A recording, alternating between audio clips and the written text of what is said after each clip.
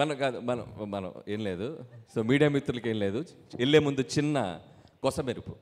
So ఇప్పుడు Q&A జనరల్గా మనం కాదు అనిల్ ఏదేదో అనేసుకుంటారే. కాదు సార్, అది ఏదేదో అదే విందాం, ఏమనుకుంటారు అది విందాం. కాదు ఏంటి అది విందాం సార్. నాకు టెన్షన్ వేస్తుంది. ఏమేమి అనుకునేది కాదమ్మా, ఒక ex girl friend ex wife ఏదేదో అనేసుకుంటారు కాదు. సో మనకేం లేదు సార్, సినిమాలో ఉన్న కాదు తన కిడ్నీ తను తీసుకుంటుందా, ఆ లెవెల్ వరకు ఎన్నో థాట్స్ వచ్చేస్తాయి. సార్ మిమ్మల్ని కన్ఫ్యూజ్ చేస్తున్నారు. సో ఏం లేదు, చిన్న పజిల్. సో ఇక్కడ ఆల్రెడీ మీరు కొన్ని క్యారెక్టర్స్ చూశారు. So X cap, excellent wife, ex girl friend, ఒక సీఎం గారు నరేష్ గారు అండ్ పార్టీ ప్రెసిడెంట్ వీటీ గారు. మీకు బ్యాక్లో కొన్ని క్యారెక్టర్స్ డిస్ప్లే అవుతున్నాయి ఇప్పుడు. So Jailer, Bihar Orissa rowdies and the Microsoft company CEO and constable. So వీళ్ళందరి మధ్య ఒక కథ నడుస్తుంది. సో నాకు మీడియా మిత్రులంటే ఒక గౌరవం. ఎందుకంటే ఒకరు ఇంటర్వ్యూ ఇస్తే అప్పట్లో వాయిస్ రికార్డులు లేని టైంలోనే చక్క పాయింట్లు అట్లా అర్థం కాని పాయింట్లు రాసుకొని ఆ 4 హైలైట్స్ పెట్టుకుని ఒక అందంగా రాస్తారు ఒక ఇంటర్వ్యూ ఏదైనా. So they can connect the things very well. చిన్న ఇన్ఫర్మేషన్ కూడా చాలా బ్యూటిఫుల్గా కన్వే చేస్తారు. సో మీ ముందు ఒక ఈ చిన్న ఇన్ఫర్మేషన్ని డాట్స్ కనెక్ట్ చేస్తూ ఈ సినిమా కథ ఏమై ఉంటుంది అని గెస్ చేయండి. సో చేయటం వల్ల మీకు ఏదో టైంపాస్ మాకేంటని మీరు అనుకోవచ్చు. ఇందాక నుంచి సంక్రాంతి గారు రాజు గారు అంటున్నారు కాబట్టి ప్రీ రిలీజ్ ఈవెంట్ రోజు కథని దగ్గరగా గెస్ చేసిన వాళ్ళకి అల్టిమేట్ గిఫ్ట్ ఇవ్వబోతున్నాం. ఏంటి 25 lakhs. ఉండవా అయ్యో, అసలే బడ్జెట్ నేను పెద్ద అమౌంట్ ఏదో చెప్పేశాడు. మంచి అనౌన్స్ చేశాడు, ఈ సినిమాకి తీసుకున్న రెమ్యునరేషన్ గిఫ్ట్ ఇస్తాడంట. అప్పుడే ఇంట్రెస్ట్ లెవెల్ బాగుంది. 25,000 అంటే ఎవరికి కావాలి? 25 lakhs అంటే నైట్. సో ఇప్పటికిప్పుడు స్పాంటేనియస్గా ఈ కథ ఏమిటో మీరు చెప్పాలి. పాత్రలన్నీ మీ కళ్ళ ముందు ఉన్నాయి. సో ఆ పాత్రలు ఎలా కలుస్తాయి? కాదు అనిల్, నువ్వు ఏదో అనుకున్నావు కానీ సైలెంట్ గా మైక్ ఎవరి దగ్గర ఉంది అక్కడ? అదే వాట్ ఆర్ యూ టాకింగ్? తీసేసుకున్నారు మైక్. కాదు ఫస్టే మీరు చెప్పేస్తారా? అంటే అలా కాదు, మీరు కథ గెస్ చేయమన్నారు ఓకే. అంటే మీ కథ మొత్తం బయటకు వచ్చేస్తే ఏం ప్రాబ్లం లేదా? అంటే కథ బయట అడిగారు కదా పాపం. ఏం పర్వాలేదు. మీరు నిజంగా కథ మొత్తం గెస్ చేస్తే అసలే మీకు సన్మానం చేసి నెక్స్ట్ పిక్చర్ రైటింగ్ టీంలో మీకు ఇచ్చేస్తా. వద్దులేండి, కథ అంతా రివీల్ చేయడం అంత పెద్ద బాగోదు. అంటే యాక్చువల్గా నాకు మీ సినిమాలో F2 ఇష్టం అని చెప్పి దిల్రాజు గారు అన్నారు, కానీ నాకు రాజా ది గ్రేట్ ఇష్టం. ఎందుకంటే హై యాక్షన్ని, హై ఎంటర్టైన్మెంట్ని, ఫ్యామిలీ ఎమోషన్స్ని, ఈ మూడింటిని పర్ఫెక్ట్గా బ్లెండ్ చేసిన cinema Raja the great. So మళ్ళీ ఆ తర్వాత మీరు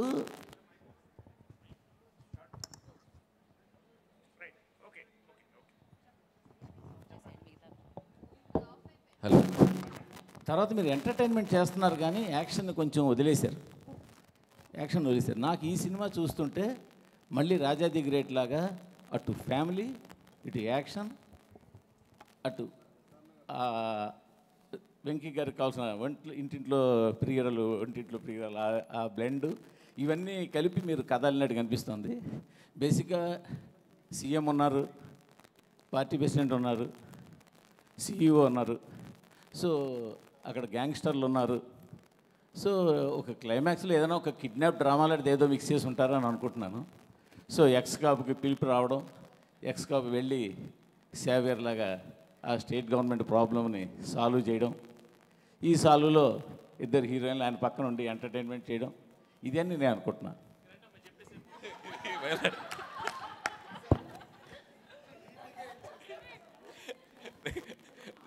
ఓకే నెక్స్ట్ ఎనీబడి?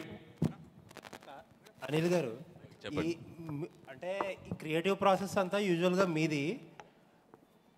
మా క్రియేటివిటీ ఎలా ఉంటుందంటే ఒక్క 10-15 నిమిషాలు టైం ఇస్తా, పక్కకి వెళ్ళి మీకు కావాల్సిన వాళ్ళు ఒకళ్ళిద్దరికి ఫోన్లు చేసుకుంటే కథ అంతా వచ్చేస్తుంది. అందుకే మీకు ఆ టైం ఇవ్వకుండా మా ఎదురు కూర్చోబెట్టుకున్నాం. ప్రాబ్లం ఏంటంటే వెంకటేష్ గారేమో సినిమాల్లో కథలు ఉండాలి, మీ దాంట్లో ఏమో కథల కంటే కూడా ట్రీట్మెంటు, ఎంటర్టైన్మెంటు ఎక్కువ. కాబట్టి ఇది పెద్ద టెస్ట్ మాకు ఇది.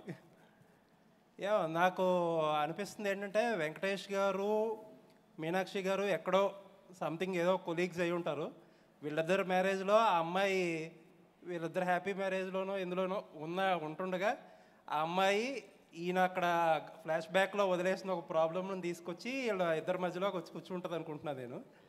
ఆ అమ్మాయి వచ్చిన ప్రాబ్లమ్స్తో ఆ అమ్మాయితో పాటు ఆ అమ్మాయి ఆయన గతం తాలూకు ప్రాబ్లమ్స్ తీసుకురావడం అవన్నీ ఎలా సాల్వ్ చేస్తారని స్టోరీ అనుకుంటున్నాను. Super, first 2 super. నెక్స్ట్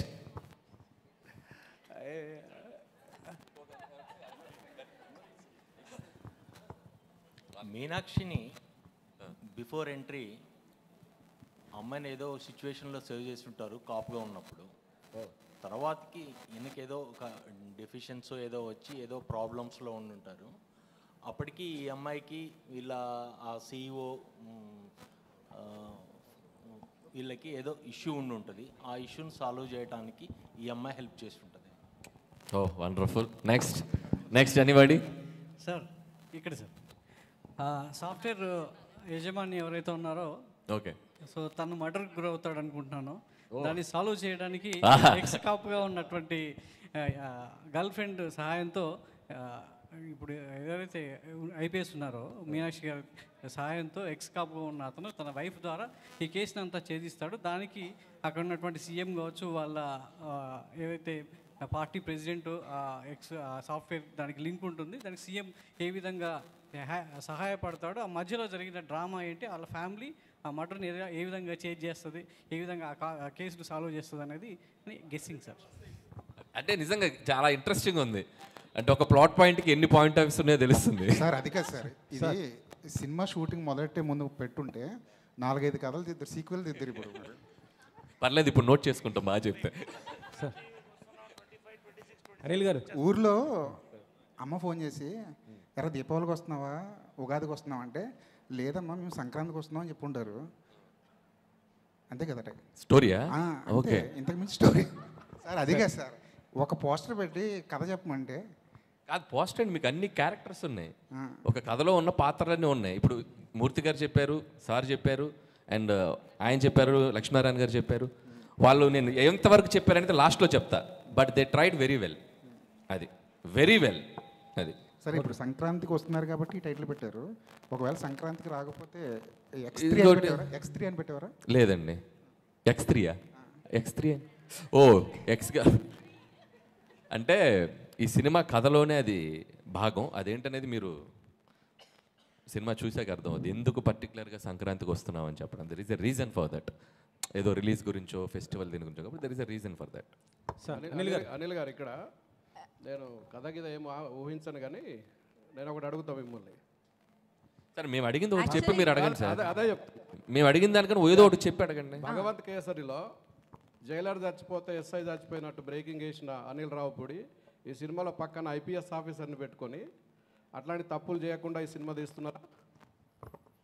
మీరు ఇంకా మర్చిపోలేదు అది. సమస్యలు ఎందుకు? అసలు ప్రపంచంలో ఎన్ని సమస్యలు ఉన్నాయి సార్, ఎన్ని సమస్యలు ఉన్నాయి నాకు అర్థం కాల. ఇదే సినిమా కాదు, న్యూస్ బులెటిన్లో జైలర్ బదులు SI రాసావంట. అది మర్చిపోరా మీరు? 1 year అయింది సార్ మూర్తి గారు. అదేంటి, అది నా తప్పు కూడా కాదు. కింద జైలర్ బదులు SI రాశారు. ఆయన ఇంకా గుర్తుపెట్టుకుని అడుగుతున్నారు.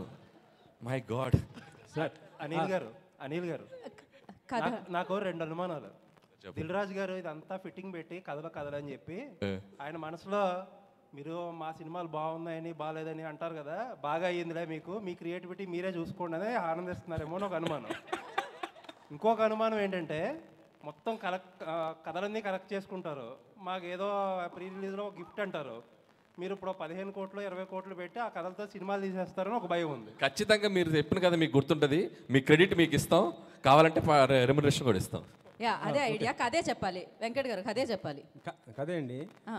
అంటే నాకు గతంలో ఒక సినిమా చూశాను, జీవిత ఖైదీ అని, శోభన్ బాబు గారిది. అందులో కూడా జయప్రద, జయసుధ గారు, శోభన్ బాబు గారు SI, జయప్రద గారేమో పోలీస్ ఎక్స్ లవర్, జయసుధ గారేమో వైఫ్. ఈ ముగ్గురు సేమ్ క్యారెక్టర్స్ ఇవి. కాకపోతే దాంట్లోనేమో జయప్రద గారు చనిపోతారు, సీరియస్గా అది క్లైమాక్స్. ఇందులో మీరు ఫన్గా చూపిస్తున్నారేమో నాకు అదే. కాకపోతే అంటే ఆ క్యారెక్టర్స్ చూసినప్పుడు 3 క్యారెక్టర్స్ కూడా జీవిత ఖైదీ ఆ సినిమా క్యారెక్టర్సే నాకు ఇక్కడ వచ్చినాయి. సేమ్ క్యారెక్టర్స్ సేమ్ మొత్తం అలా అయితే అనిపించింది. Fun, serious. అది అంటే మీరు కథ చెప్పలేదు, నాకు ఆ క్యారెక్టర్స్ నాకు అయ్యే క్యారెక్టర్స్ చెప్పారు. Okay okay, done done. Okay next Next. Lakshmi గారు కథ చెప్తున్నారు అంతే, ఏంటండి? క్వశ్చన్స్ కాదు. అందుకేగా మిమ్మల్ని అడుగుతున్నాం. అడగండి, చెప్పండి. సారీ, అనిల్ గారు ఇక్కడ అనిల్ గారు ఒక్క నిమిషం. సో సీఎం మనవడు అనుకుంటా అబ్బాయి, ఐశ్వర్య రాజేష్ సీఎం కూతురు. ఆ ఒడిశా వాళ్ళు వచ్చి కిడ్నాప్ చేస్తారు ఎవరిని? సీఎం మనవండి ఐశ్వర్య అన్ని బుల్రాజు గారిని కిడ్నాప్ చేస్తే ఆ టైంలో అంటే జాబ్ సో మైక్, ఇంకో మైక్ తీసుకోండి.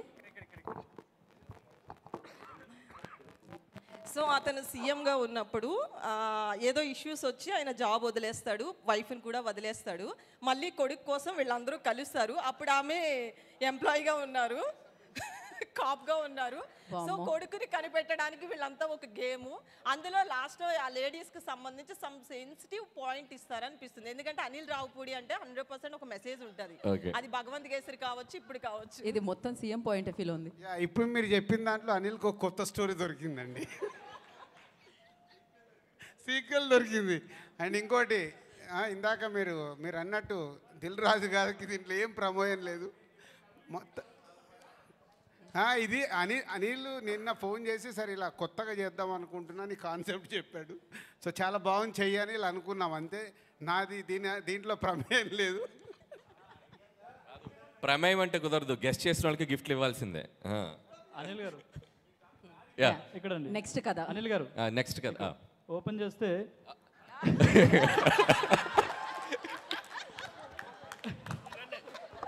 నెక్స్ట్ షాట్ చెప్పండి ఒకసారి. అదే సాయి కుమార్ గారు ఎలివేషన్తో మీరు వస్తారు. అప్పట్లో ఒకడు ఉండేవాడు పోలీసు, ఇలా ఉండేవాడు, ఇలా గంభీరంగా ఇలా ఉండే, ఆయన కొడితే ఎక్కడెక్కడ వెళ్ళిపోతారని ఒక ఎలివేషన్ వస్తుంది. ఎలివేషన్తో మీరు వస్తారు. అక్కడ ఒక ఊర్లో గ్రామంలో సాఫ్ట్వేర్ కంపెనీ పెట్టాలనుకుంటారు. కాకపోతే అక్కడ ఒక ప్రాబ్లం వస్తుంది. అప్పుడు మిమ్మల్ని తీసుకొస్తారు పోలీస్గా. మీకు ఐశ్వర్య కాదు ఏమన్నారు మీనాక్షి గారు సపోర్ట్ చేస్తారు. ఆమె ఆల్రెడీ డిపార్ట్మెంట్లో ఉంటారు. సపోర్ట్ చేసిన తర్వాత మీరు ఎలాగో ఎక్స్ గర్ల్ ఫ్రెండ్ కాబట్టి మీ మధ్యలో మళ్ళీ ఆమె వస్తారు. అలా ఫన్ నడుస్తుంటుంది. ఆ తర్వాత సీఎం ఏం చేశారు, అలాగే పార్టీ ప్రెసిడెంట్ ఆ ఊరిని కాపాడడానికి, అలాగే అక్కడ ఫ్యాక్టరీ మైక్రోసాఫ్ట్ ఫ్యాక్టరీ రావడానికి ఏం చేశారు అనేది ఒక స్టోరీ అనుకుంటున్నాను. కాదు, తెలుగు ఫిల్మ్ ఇండస్ట్రీలో ఒకరు కథ చెప్తుంటే లైవ్ పర్ఫార్మెన్స్ చేసింది ఇదేనేమో. మీరు కథ చెప్తుంటే మీ ముందు పాత్రలు కదులుతున్నాయి, మీరు గమనించారా లేదో. సంక్రాంతికి వస్తున్నాం 2025, 26, 27 వరకు వచ్చేస్తాయి కథలు. థ్యాంక్ యూ అనిల్ గారు. సార్ మీరు ఎమ్మెల్యే అవుతారనుకుంటే సీఎం అయ్యారు సార్, కంగ్రాచులేషన్స్.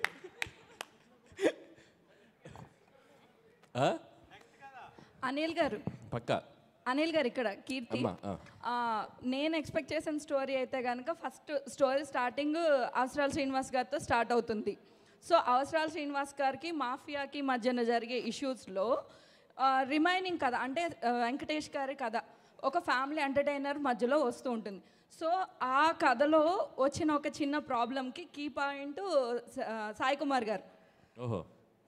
సో ఆ సాయి కుమార్ గారు నుంచి వెంకటేష్ గారికి స్టోరీ డైవర్ట్ అవుతుంది. మధ్యలో ఫన్ ఎలిమెంట్స్ అన్నారు కాబట్టి నరేష్ గారిది అండ్ అలానే గణేష్ గారిది ఫన్ ఎలిమెంట్స్ అన్నారు కాబట్టి సో కనెక్టివిటీ ఉంటుంది. అలా అది మేము ఎక్స్పెక్ట్ చేస్తున్నాం. కీర్తి మీ ఫోన్ నంబర్ ఏంటి? చెప్తాను. ఏ ప్రొడక్షన్ చూడండి, స్టోరీ డిపార్ట్మెంట్లో పెట్టండి అయ్యా, తీసుకోండి అయ్యా, నోట్ చేసుకోండి. అదే అసలు ఏం చెప్పేస్తున్నా అనిల్, అసలు అందరూ ఎవ్రీబడి వెరీ నైస్. అనిల్ గారు యా ప్లీజ్.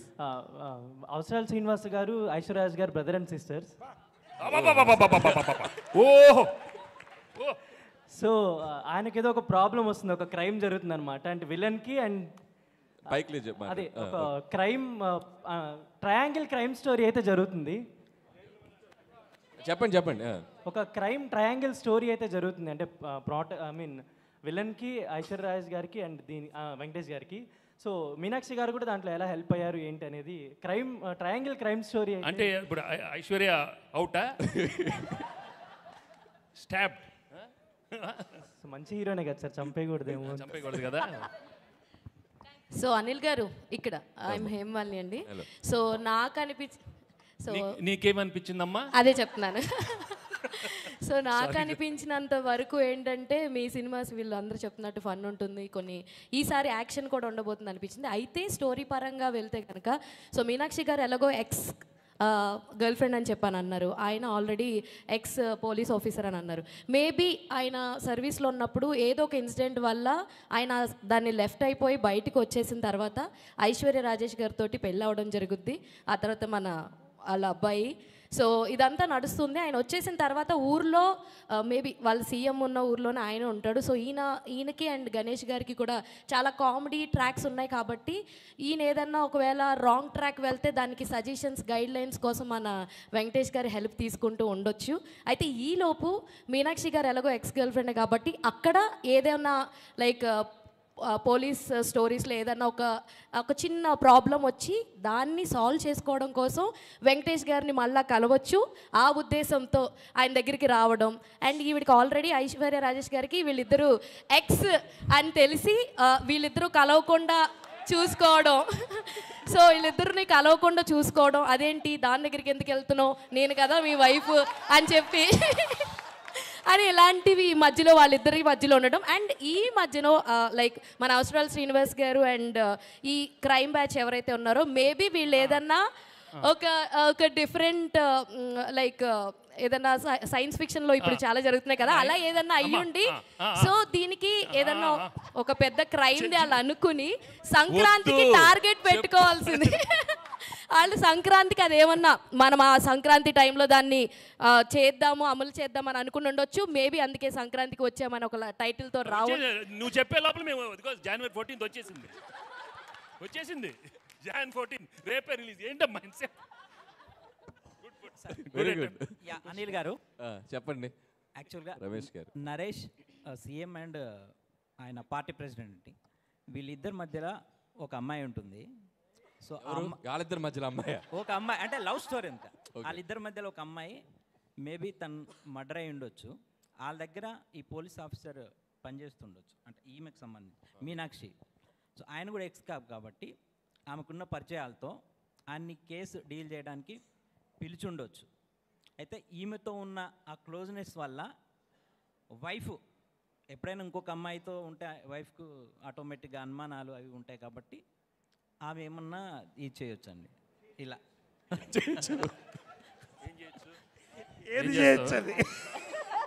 ఏం చేస్తావే? ఏం చేస్తా? ఎక్స్ గర్ల్ ఫ్రెండ్ ఏం చేస్తావు? ఏం చేస్తావు చెప్పు. పెళ్ళైన మొగాడి ఆడదాన్ని ఎవరన్నా కన్నెత్తి చూస్తే వాళ్ళు కాళ్ళు కట్ చేసి పొయ్యిలో పెడతా, చేతులు నరికి మిషన్లో పెడతా. వద్దు. Okay very good. అనిల్ గారు చాలా ఎక్కువైపోయింది కథలు. నాకు అన్ని కథలుద్దమ్మా. నాకు ఓకే లాస్ట్ అనిల్ గారు. ఎస్ హాయ్ అండి, this is Rani. So first of all Meenakshi గారికి అంటే అవసరాల శ్రీనివాసరావు గారు ఒక సాఫ్ట్వేర్ కంపెనీకి సీఈఓ అన్నారు కదా, సో ఆయన వల్ల ఏదైనా ప్రాబ్లం అయ్యి ఉండొచ్చు. ఎలాగో వెంకటేష్ గారు ఎక్స్ కాప్ కాబట్టి సో ఆయన సజెషన్స్ కోసం ఇంటికి వస్తే ఐశ్వర్య గారికి వెంకటేష్ గారికి మధ్యలో మీనాక్షి గారు రావడం కొద్దిగా ఎంటర్టైన్మెంట్గా ఉంటుంది. అండ్ అలాగే బాలరాజు ఎవరైతే ఉన్నారో నరేష్ గారికి అండ్ అలాగే పార్టీ ప్రెసిడెంట్ గారికి మధ్యన మీరు లవ్ ట్రయాంగిల్ లవ్ స్టోరీ నడుస్తుంది అని చెప్పారు కాబట్టి సో అతని వల్ల ఏమన్నా నరేష్ గారికి అండ్ అలాగే ప్రెసిడెంట్ గారికి మధ్యన ఒక స్టోరీ ఉండొచ్చు. సో వీటన్నిటిని సాల్వ్ చేయడానికి సంక్రాంతికి మేము మీ దగ్గరికి వస్తున్నాం అనే ఏదైనా పాయింట్తో వెళ్ళి ఆ ఇష్యూని ఏమన్నా సాల్వ్ చేస్తారేమో అనిపించింది. వీడు ఎవడు బాబు? ఎవరు బాబు? మీ బాబు. నాకు తెలీదు.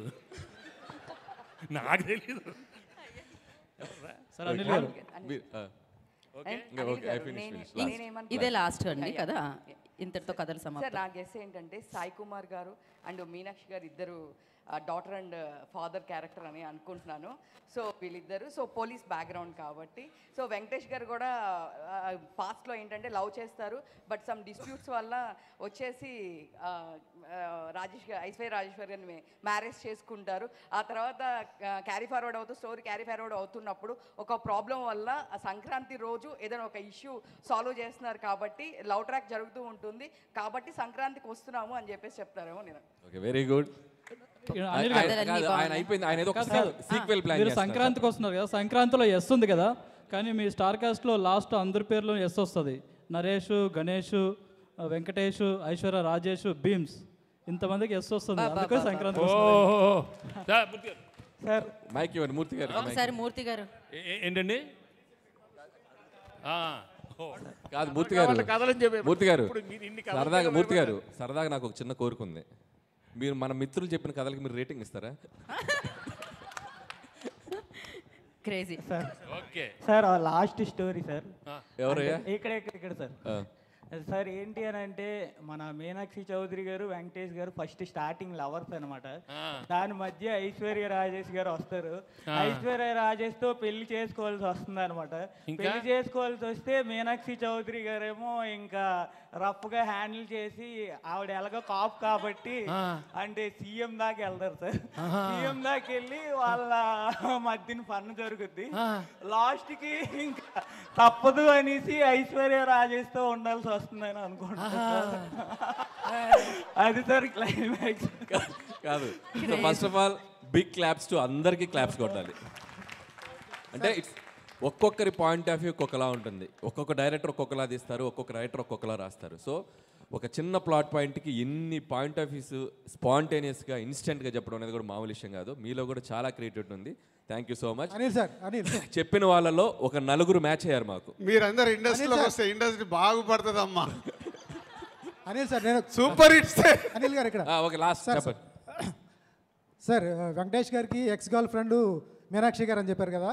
మీనాక్షి గారు చిన్న ప్రాబ్లంలో ఉంటారు. ఆ ప్రాబ్లం వచ్చిన తర్వాత వెంకటేష్ గారికి సాల్వ్ చేయమని చెప్తారు. నాకు చిన్న ప్రాబ్లం ఉంటే నాకు తెలిసి కథ అదే సార్. ఓకే, మీరు పని చేశారు ఫిల్మ్కి, మీరు ఎలా చెప్తారు? లేదు లేదు అట్లా చెప్పకూడదు. లేదు, కథలు ఈ కథలన్నీ ఇక్కడతో అయిపోయాయండి. సంవత్సరానికి ఒక కథ, ఒక్కొక్క కాంపౌండ్ లో ఒక కథ మీకు. రైట్, మళ్ళీ చెప్తున్నారా? లేదు, కథలు ఏం చెప్పట్లేదు. ఓకే, మీరు రివ్యూ రేటింగ్స్ గురించి మాట్లాడారు. సంక్రాంతికి 3 సినిమాలు వస్తున్నాయి. 3 సినిమాలు రాజుగారికి సంబంధించినవే. అయితే రీసెంట్గా కేరళలో రివ్యూస్ గురించి